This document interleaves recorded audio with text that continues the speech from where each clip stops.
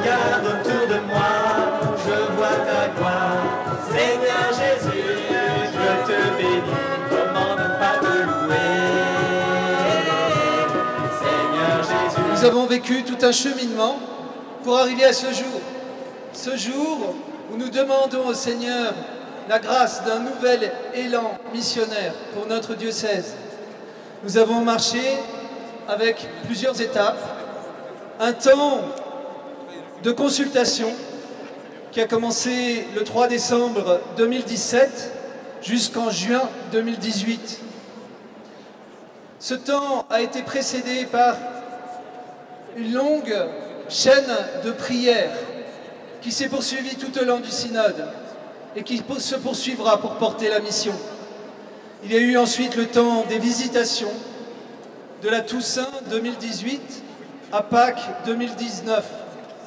Un temps où les chrétiens en groupe se sont visités les uns les autres pour découvrir les belles initiatives missionnaires de part et d'autre de notre diocèse.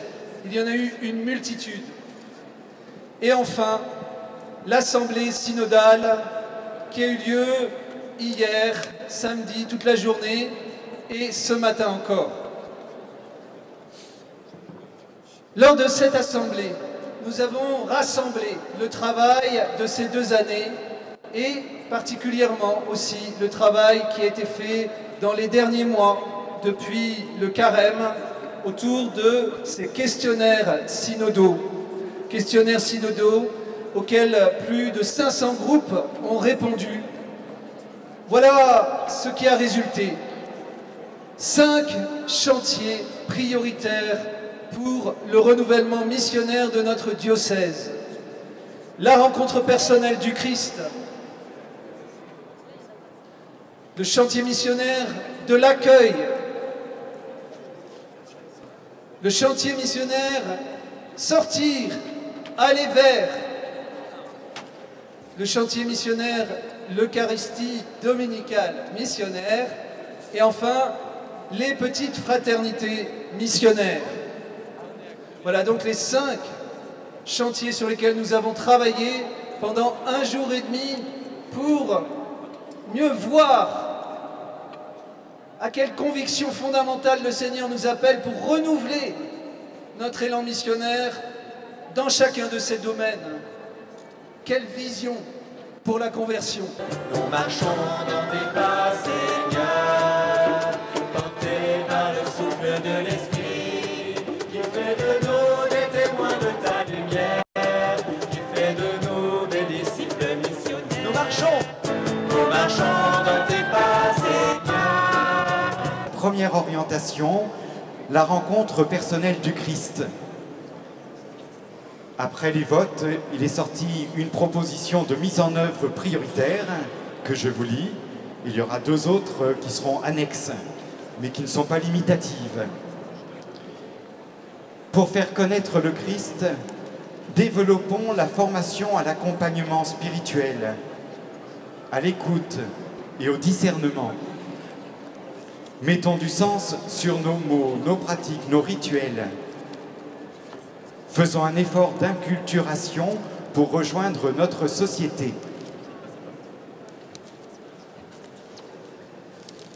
Voici la 2e proposition. Donc, fortifions notre relation personnelle avec le Christ. Multiplions les lieux et les formes de rencontre avec lui pour nous nourrir de sa présence afin d'en rayonner. 2e mise en œuvre proposée.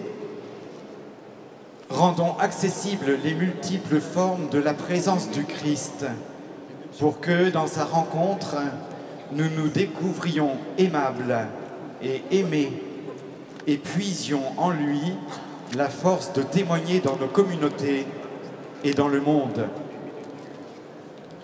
Et puis pour compléter, Brunissante, qui était parmi nous, une jeune, donne un témoignage. Voilà, donc les mises en œuvre, un exemple. Donc pour que chacun puisse, voilà un exemple, pour que chacun puisse rencontrer personnellement le Christ, nous souhaitons que le synode communique au sein de chaque paroisse ceux qui existent déjà et qui sont proposés au grand nombre, au plus grand nombre, les groupes de maison, les formations à la relecture de vie et au témoignage, et donc développer tous les supports de communication comme les films, musique, les messes en plein air. Ou alors concrètement, mettre en place dans nos paroisses un cadre qui nous permette de nous rencontrer et de nous édifier dans la foi par le témoignage missionnaire. Et très concrètement, développer un accompagnement spirituel dans nos paroisses en binôme ou en groupe, en s'appuyant sur une formation diocésaine ou paroissiale. Et maintenant, Brunissande. Donc bonjour, je m'appelle Brunissande, j'ai 18 ans et je viens de Gien. C'est une petite ville, peut-être que vous connaissez, une petite ville dans le Loiret, à 1 heure d'Orléans. Et on m'a demandé de témoigner donc, pendant 2 minutes sur ce que j'avais vécu pendant ce week-end. Alors, ce que je peux vous dire en premier, ce qui m'a touché, la première chose qui m'a touchée quand je suis arrivée, c'est l'accueil qui nous a été fait aux délégués synodaux. Et en fait, les sourires qu'il y avait sur les visages, c'était incroyable, la joie qu'il y avait. Vous tourniez n'importe où et il y avait des gens qui souriaient, qui riaient. Et c'était incroyable de voir tant de joie concentrée dans ce petit endroit. Et en fait, je pense que... je ne sais pas si quand vous étiez petit, on vous a appris à voir Jésus sur le visage de l'autre. Mais en fait, c'est un peu hier que j'ai compris ça, qu'à travers ces sourires et cette joie dans les yeux, c'était vraiment Jésus qui était là sur les visages des autres. En avant l'esprit qui planait sur la terre. Et bien avant que tu me formes de la poussière, tu rêvais du jour où je pourrais t'aimer. La joie d'être chrétien, accueillir chacun fraternellement au sein de la communauté avec bienveillance et sans jugement, comme le Christ nous accueille. Et la troisième, accueillir, c'est oser la rencontre au nom de Jésus-Christ avec un frère tel qu'il est et tel que je suis, rencontre qui permet d'ouvrir un chemin. Alors, quelques mises en œuvre, voilà la suite de ce chantier. Ce qui a traversé beaucoup dans plusieurs groupes, c'est le besoin, la nécessité d'un service d'accueil dans nos églises, d'une équipe d'accueil. Mais pas uniquement dans l'église, aussi dans les presbytères, enfin voilà, partout où l'on peut accueillir chacun tel qu'il est. Mais aussi l'importance que chaque paroissien puisse mettre en œuvre cet accueil, un accueil bienveillant, chaleureux. Une responsabilité finalement de chacun de nous. Voilà, ce sont quelques expressions issues des remontées, mais bien sûr, la moisson était foisonnante pour toutes les idées, et Monseigneur Blacard se ressaisira de toutes les idées que vous avez eues, bien sûr. Durant ces 2 jours d'assemblée, j'ai eu comme l'impression de vivre un avant-goût du ciel. La joie, la paix, la communion fraternelle sont devenues palpables, incarnées. Comme on vient de le chanter, le Père était sans doute émerveillé de nous voir si unis, si simplement, si profondément unis les uns aux autres pour le servir, pour réfléchir à la vision pour notre diocèse. J'ai été particulièrement touché par la joie dans les visages, la joie dans les rencontres. J'ai été touché de voir combien l'Esprit Saint m'a poussé à des rencontres auprès de gens que je ne connaissais pas du tout. Et de voir comment il m'invitait à voir son Fils vraiment dans l'autre, à voir la richesse de ce que chacun portait, de ce que chacun vivait.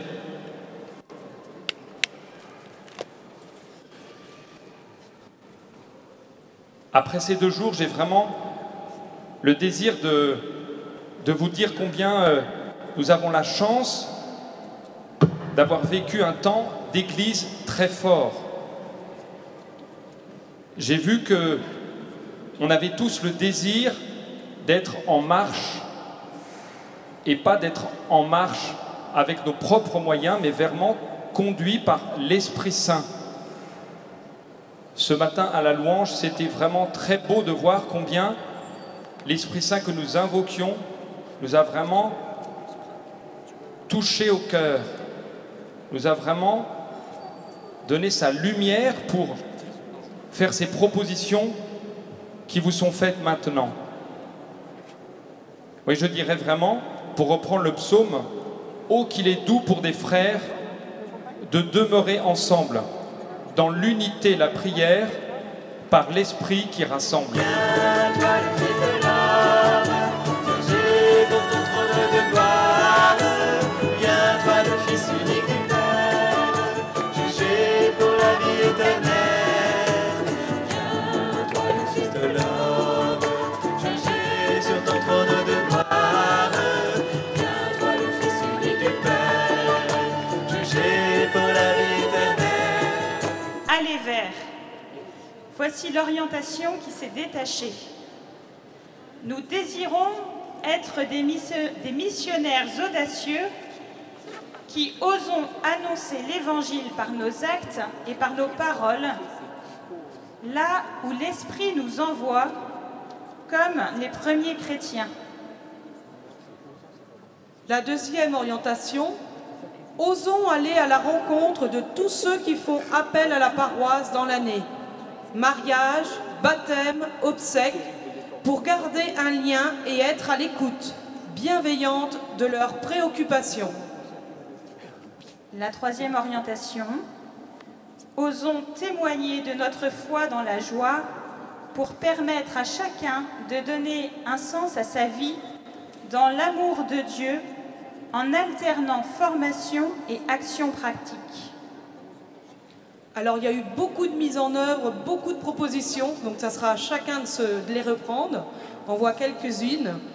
Que la paroisse porte toutes les initiatives audacieuses de solidarité, en visitant des personnes seules, soutien des personnes en vulnérabilité, accueil des migrants, personnes qui sortent des prisons. Une deuxième mise en œuvre autour de la présence plus visible en dehors de l'Église. Avoir l'audace de sortir de nos assemblées pour être présent dans la vie locale et pas seulement dans la vie de l'Église. En prenant place dans tous les lieux municipaux,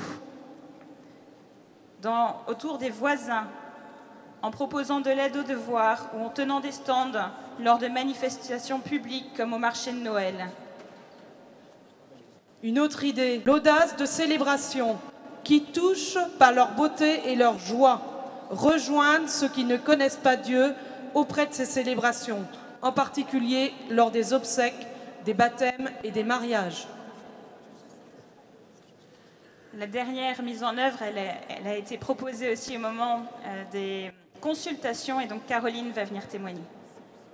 Alors moi c'est un peu différent puisque je vais vous parler d'une expérience au sein du groupe de jeunes pro-catholiques d'Orléans. Donc c'est des gens qui normalement sont habitués à aller à la messe, qui pratiquent, qui croient.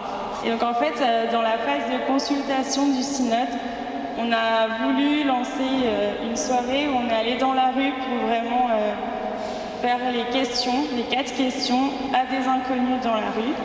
Et donc en fait, à Java, normalement, on est une vingtaine. Ce jour-là, on était 10 à peine. Donc c'était pas très vendeur. Et sur les 10 qui étaient là, il y en avait peut-être 4 qui étaient vraiment convaincus et il y en avait l'autre moitié qui en fait n'avait pas compris ce qu'on allait faire. Et donc ils étaient très réticents à aller dans la rue. Il y en a certains qui disent non, je veux pas, j'avais pas compris, tout ça. Et en fait, on leur a dit venez quand même, mais on s'est mis par trinôme. Et donc en fait, on leur a dit venez, vous serez juste spectateurs, vous pourrez ne pas parler si vous n'avez pas envie de parler. Et en fait, donc on est parti. Moi j'étais dans un trio avec 2 filles qui vraiment m'avaient dit on ne parlera pas, il n'y a que toi qui vas parler, on te regarde et voilà.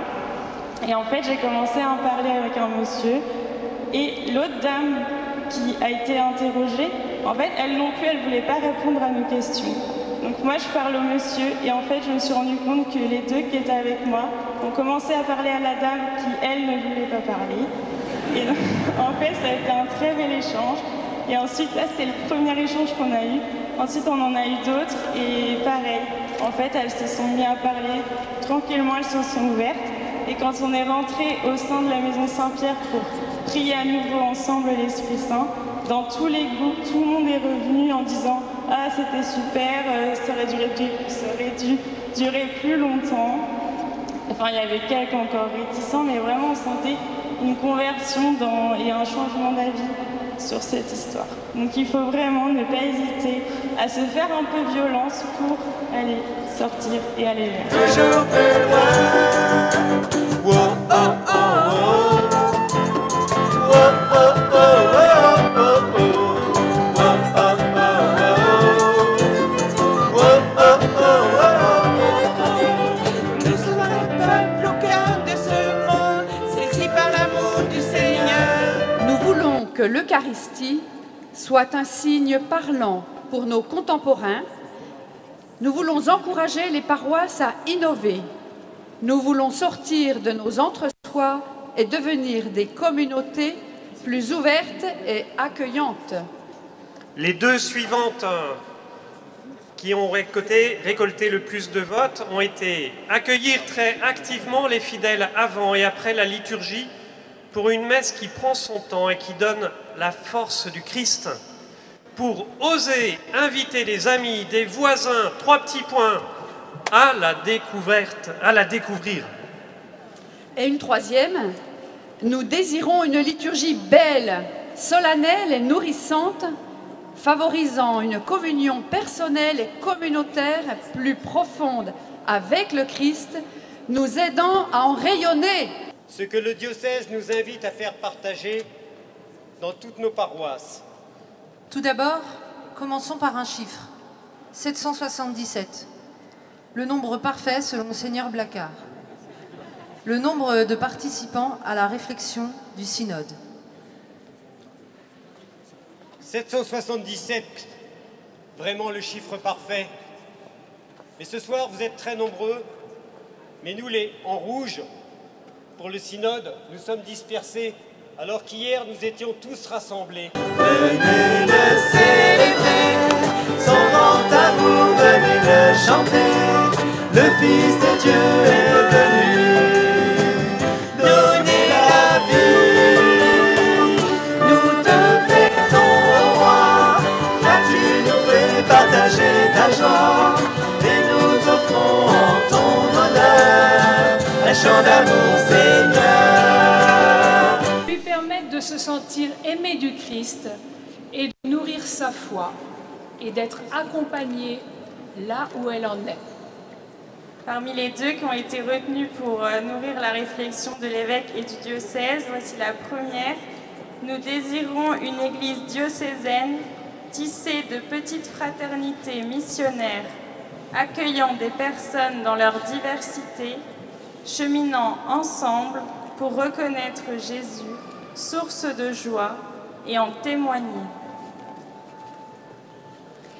Et la 3e, que tout habitant du Loiret puisse découvrir l'amour du Christ dans une petite communauté fraternelle qui témoigne, invite, accueille et accompagne chacun dans son chemin de vie. Je suis catéchumène depuis un petit peu plus d'1 an à la paroisse de Pithiviers. C'est le Père Messian qui m'accompagne pour mon cheminement vers le baptême. Et lors d'un entretien, il m'a demandé si je voulais bien créer un petit groupe de maison. Alors sur le coup, j'ai eu peur parce que dans mon entourage proche, le Seigneur, c'est pas trop le sujet de conversation. Donc j'ai prié le soir en rentrant, le Seigneur m'a exaucé. J'ai osé aller voir mes collègues qui me posaient beaucoup de questions sur l'Évangile et sur le Seigneur. Je leur ai demandé si elles voulaient faire un groupe de maison avec moi et elles m'ont répondu oui. Donc j'étais très contente. Et quand on a fait la première réunion, c'était la grande découverte. Et puis après, une grande impatience de se rencontrer pour parler du Seigneur. J'ai vraiment la sensation d'être dans mon rôle de disciple missionnaire, puisque suite à ces réunions, j'ai une collègue de travail qui s'est mise à lire la Bible, à commencer les évangiles. Et le Seigneur nous demande de porter du fruit. C'est vraiment la sensation que j'ai. Donc si j'ai osé aller vers les autres, osez aller vers les autres, osez en parler, vous n'êtes pas tout seul. Que ce soit dans des grands moments de joie, d'émotion, de tristesse, vous n'êtes pas tout seul, il est là, il est bien vivant. Il suffit juste d'ouvrir votre cœur, de lui faire une place, et lui, il œuvrera pour vous en arrière.